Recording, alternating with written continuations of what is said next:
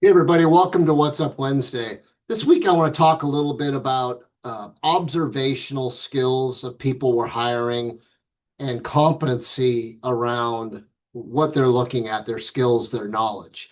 Now, this is something that I've thought a lot about for a long time, and I was reminded of it just very recently. I know that years ago, when we would interview safety professionals specifically, we had a format in which we would go through a line of questions.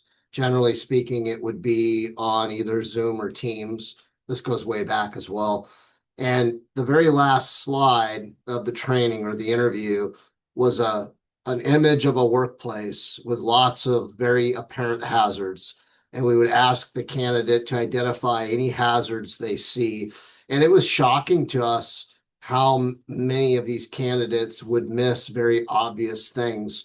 And really, what it told us was that the competency level of a person doesn't necessarily match up to what you see on their resume based on their training and their certifications, as well as their experience. So when we look at these things, whether we're hiring a safety pro who's going to be working for us in the field, or whether we're just hiring a worker and we want them to be aware of hazards, we want them to be able to identify hazards and mitigate risk. I think it's really important that we find a way to be able to test competency.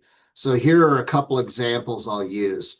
I saw an image recently of a worker on some kind of a platform that was elevated, and they were attached to a stanchion on a guardrail system with a self-retracting lifeline or self-retracting device that was attached to their back D-ring. So it was a back D-ring mounted SRL, and it was attached out to a choker cable, basically. And I noticed a bunch of different hazards in this. Now, when a lot of people look at that image, they see a worker who's tied off and technically compliant, probably with the 100% fall protection rule. But when I looked at that image, I saw an anchor point and an anchorage that probably wasn't adequate. I saw misuse in this case of a self-retracting device, a device that's designed in this case specifically for overhead use, that was being used to attach below the back D-ring near the feet. And I also noticed that the worker was standing about 8 or 9 feet off the ground.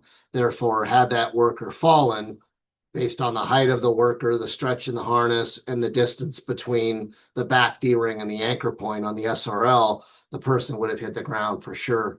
So there's a really good example of, in this case, a picture that was taken by a safety professional and very obviously missed all of those different hazards. I know another example I heard recently was that in an interview, a candidate mentioned that one of their competencies or one of their specialty areas was confined space entry. So the question was asked of that candidate, what are the three criteria required for, confined space to be a confined space? And the candidate couldn't answer that question. And obviously, most of us know it's large enough to enter, not meant for continuous human occupancy, and limited means of entrance or egress. But the person couldn't answer that question. So when we look at this topic, whether we're hiring or whether we're kind of mentoring, coaching, and grooming our team, I think it's really important that we go in with our eyes wide open, so to speak, and we make sure that we can find, number one, a way we can measure that competency, whether it's through an interview. And I love the idea, if possible, of doing a walking interview where you literally walk a site, you walk a manufacturing floor with a candidate, and have them actually point things out to you as you're walking together, a walking interview. Kind of like that idea. I think another thing that we need to consider doing is we need to spend time in the field, on the ground, with our people, observing them.